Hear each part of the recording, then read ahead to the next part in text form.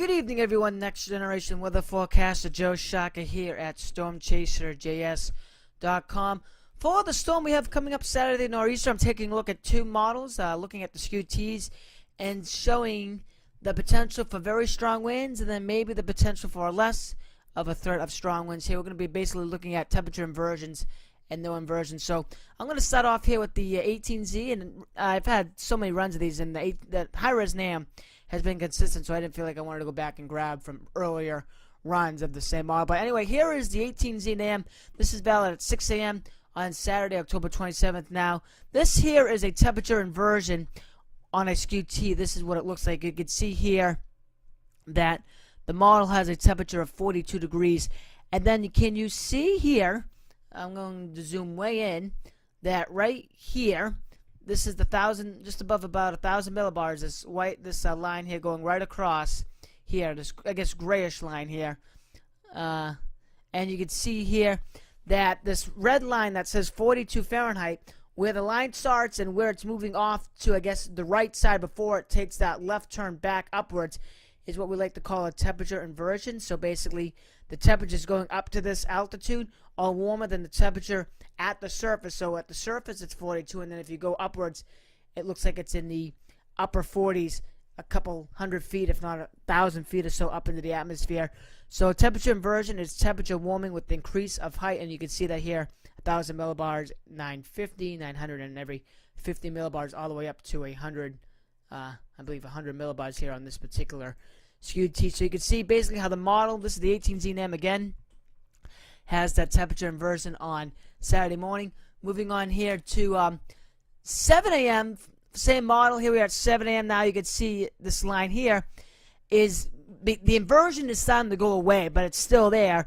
But you can see how it's a straight line. Then it takes that left turn, but it's still present there somewhat. But it's weaker.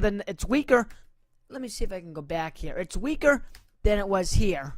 And then if I move on to the next image here, hold on, I'm having a issue going to the next image. Let me go back over here to B2. And taking a look here at the same image here, this is again 7 a.m. You can see how the inversion is still there. But if we go here to 8 a.m., now let me zoom in here again. And you can see now how you have the temperature here at 42, but the temperature is cooling all the way up to about 900 millibars. You can see now, this is when we can start to mix the wind energy down. This is my threat and my fear for Saturday afternoon and Saturday evening.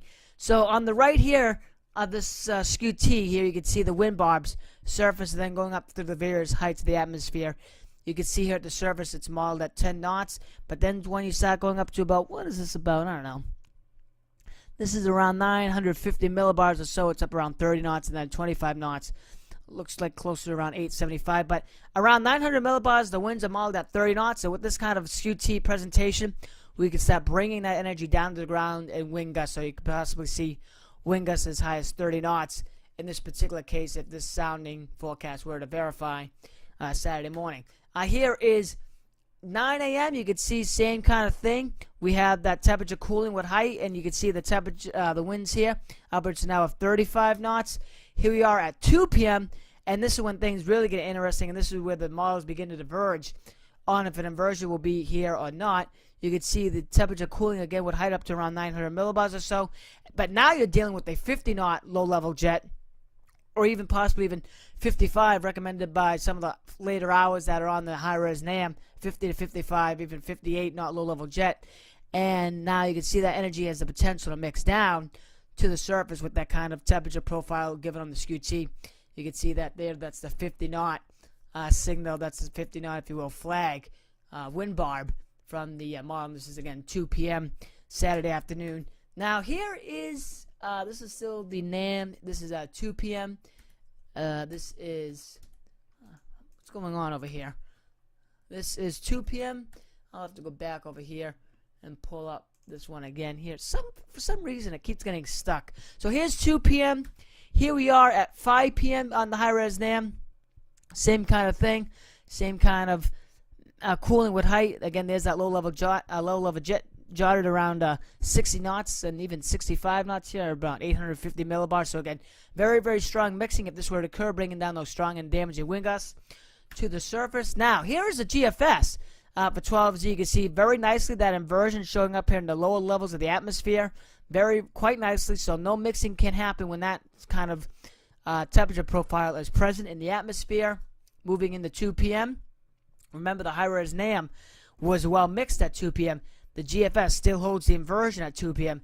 So that 45 knot low-level jet over here to the right side of the skew T, 45 knots, that low-level jet will not be able to mix down with this kind of a temperature profile because of that very, very small inversion here being shown here on this particular run of the GFS on the skew T. And I believe I have one more here. This is 8 p.m. Saturday evening.